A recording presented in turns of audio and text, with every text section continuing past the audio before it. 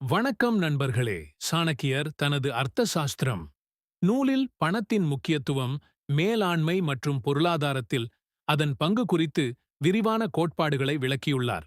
அவரது அப்பண விதிமுறைகள். இதை முழுமையாக கேளுங்கள். உங்களுக்கு பணத்தை எப்படி சரியாக கையாள்வது என்று புரியும். 1. பணத்தின் முக்கியத்துவம். பாப்டீட்டின் அர்த்தம். பணம் அனைத்தின் அடிப்படை.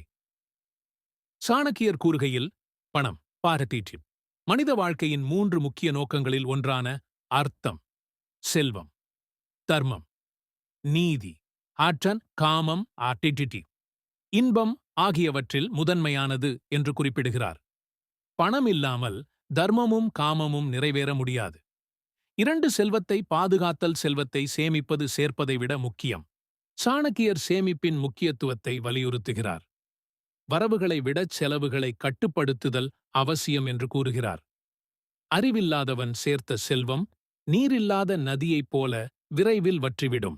பணத்தை அறிவுடன் நிர்வகிக்க வேண்டும் என்பதை இது குறிக்கிறது. அன்லரி தட்ஸ் 3. பணத்தின் மூலங்கள். அரசன் பணத்தை நியாயமான வரிகள் மூலமே பெற வேண்டும். அரசு வருவாய் நேர்மையான வரி விதிப்பு மூலமே கிடைக்க வேண்டும் என்று கூறுகிறார். அதிகப்படியான வரி விதிப்பு மக்களின் எதிர்ப்பை தூண்டும். விவசாயம், வணிகம், கைத்தொழில் ஆகியவை பணத்தின் முக்கிய மூலங்கள். பொருளாதாரத்தின் அடித்தளத் துறைகளை வலியுறுத்துகிறார். அனலரபர் 4வது செலவு, மேலாண்மை. செலவுகளை வரவுகளுக்கு ஏற்ப திட்டமிட வேண்டும். வரவு செலவு கணக்கை சமநிலைப்படுத்துவதன் முக்கியத்துவத்தை விளக்குகிறார்.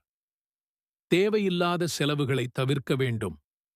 ஆடம்பரம் மற்றும் மிதமிஞ்சிய செலவுகளை தவிர்க்க அறிவுறுத்துகிறார். ஆரபன் செக்கனும் 5. முதலீடு மற்றும் வளர்ச்சி. பணம் பணத்தையே தரும். முதலீட்டின் மூலம் பணம் வளர்ச்சியடையும் என்று கூறுகிறார். அரசு பொருளாதாரத்தை வளர்க்க உற்பத்தித் துறைகளில் முதலீடு செய்ய வேண்டும். அடிப்படைத் துறைகளில் முதலீடு செய்வதன் மூலம் நாட்டுச் செல்வம் வளரும் என்று வலியுறுத்துகிறார். அடினரிடின்ஷன் 6வது பொருளாதார நெறிமுறைகள். பொருளாதாரம் மற்றும் அரசியல் ஒன்றையொன்று சார்ந்தவை. அரசின் செல்வாக்கு பொருளாதாரத்தை பொறுத்தது என்று கூறுகிறார். பொதுநலனுக்காக பயன்படும் பணமே சிறந்த பணம். தனிநபர் செல்வம் மட்டுமின்றி பொதுநலத்துக்கான செல்வமும் முக்கியம் என்று விளக்குகிறார். ஐடோசிட் சாக்சிலானன் 7. எச்சரிக்கைகள். பணத்திற்காக தர்மத்தை விட்டுக் கொடுக்கக்கூடாது. நீதியில்லாத வழிகளில் பணம் சேர்ப்பதை எதிர்க்கிறார்.